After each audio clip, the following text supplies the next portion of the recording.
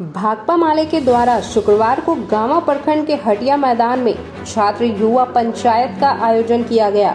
इसमें कोडरमा लोकसभा के ईडी गठबंधन के प्रत्याशी शाह बगोदर विधायक विनोद सिंह और राजधनवार के पूर्व विधायक राजकुमार यादव बतौर मुख्य अतिथि शरीक हुए। पंचायत में विनोद सिंह ने केंद्र सरकार पर जमकर हमला बोला। उन्होंने कहा कि मौजूदा केंद्र की सरकार तानाशाह हो गई है, सरकारी एजेंसियों का दुरुपयोग कर अपने विपक्षी नेताओं को जेल में डालने का काम कर रही है। उन्होंने कहा कि प्रधानमंत्री नरेंद्र मोदी के शासनकाल में देश को पीछे धकेला गया और पूंजीपतियों को ज्यादा से ज्यादा मुनाफा देने के लिए सरकारी इकाइयों का प्राइवेटकरण किया जा रहा है, जिससे भारत में बेरोजगारी की संख्या बढ़ रही है। उन्होंने छात्र युवाओं को नए भारत निर्माण के लिए एकजुट होने की अपील की। कहा कि देश में बेरोजगार युवाओं की लंबी चौड़ी फौज खड़ी हो गई है और सरकार झूठे वादे करने में मशगूल है। उन्होंने कहा कि केंद्रीय राज्य शिक्षा मंत्री रहते हुए सांसद अन्नपूर्णा देवी के द्वारा गांवा प्रखंड में एक भी डिग्री कॉलेज की स्थापना नहीं करना दुर्भाग्यपूर्ण है। छात्र युवा पंचायत में काफी संख्या नौजवान और स्थानीय लोगों ने हिस्सा लिया। वहीं मंच पर अध्यक्षता चंदन कुमार एवं संचालन अशोक मिश्री ने किया।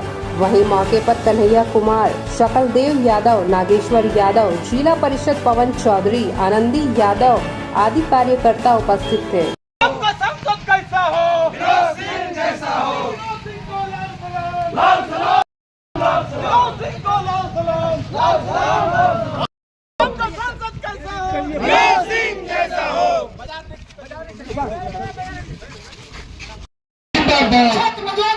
जिंदाबाद, जिंदाबाद, जिंदाबाद।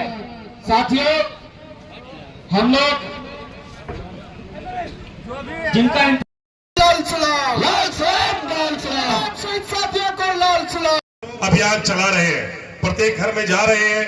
हम लोग जो है उनसे चुनाव के लिए आर्थिक सहयोग भी मांग रहे हैं। हमको लगता है कि जब भी हम गांव में ऐसा आए और आरवाई के हितकारी साथी जाए उस गांव में उस कार्यक्रम चलाने के बाद वो संख्या चाहे 15 हो, 20 हो, 25 हो, 50 हो, हम नौजवानों के बीच बैठे और नौजवानों की बात सुने, छात्रों की बात सुने कि आपने देखा, चूंकि जानते हैं छात्र नौजवान जो है वो सपना देखते हैं, तो उनके सपनों का वो कोडरमा कैसा हो, जिस कोडरमा को जो है शिक्षा के मामले में पीछे रखा गया, सबसे पिछड़ा क्षेत्र कहा जाता है।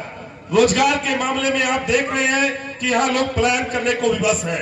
हमारे यहाँ अब्रक है, हमारे यहाँ बहुत सारे रोजगार के संसाधन हैं, जिसको जो है अगर संसद में हमारे नुमाइंदे आवाज उठाते तो शायद जो है आज हमको रोजगार यहाँ मिलता।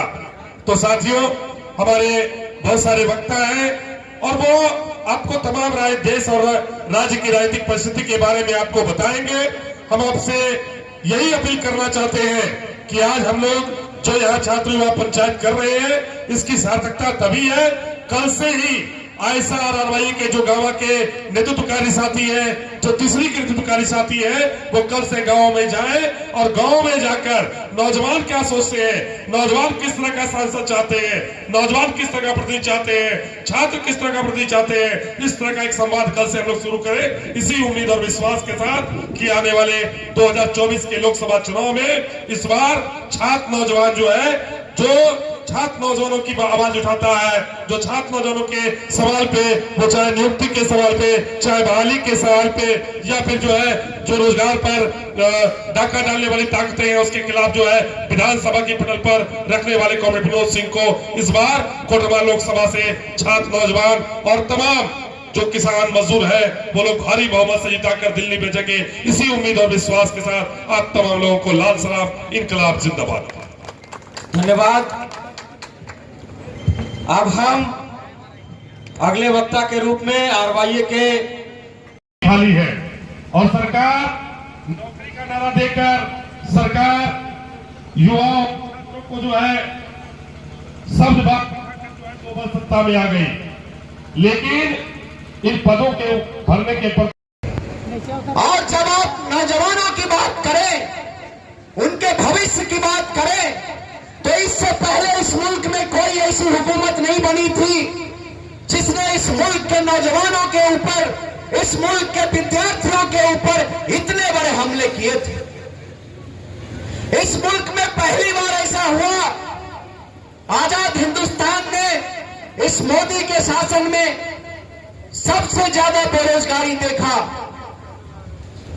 रोजगार के जो अवसर हमारे पास मौजूद थे, जो इस मुल्क ने पिछले 70-75 सालों में रोजगार के अवसर तैयार किए थे, हासिल किए थे, आज इस सरकार ने उस अवसरों को नीलाम कर दिया।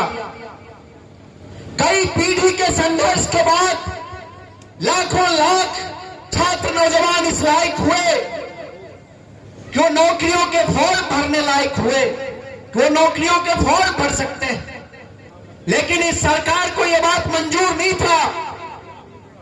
उनके लिए जो रोजगार के अवसर मौजूद थे, जो सामाजिक न्याय का प्रोविजन था, उसको खत्म कर दिया गया और देश की 100 से ज्यादा कंपनियों के शेयर बेचे गए। अब ठेका पट्टा पे नौकरियां करने का प्रावधान लाया गया। और जो बड़ी बड़ी संस्थाएं थी इस देश के अंदर, चाहे वो रेलवे हो, चाहे वो इंडियन आर्मी हो, सेना के अलग अलग संस्थान हो, 4 साल के ठेका पट्टा पे नौकरी कर दिया गया आर्मी के अंदर।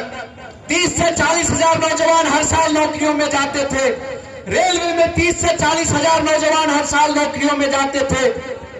रेलवे को बेचा जा रहा है, ट्रेनें बेची जा रही हैं, रूट बेचा जा रहा है, प्लेटफॉर्म बेचा जा रहा है, स्टेडियम बेचा जा रहा है, स्कूल बेचा जा रहा है। और रेलवे के अंदर 3 लाख से ज्यादा पद खाली है, उसको नहीं भरा गया।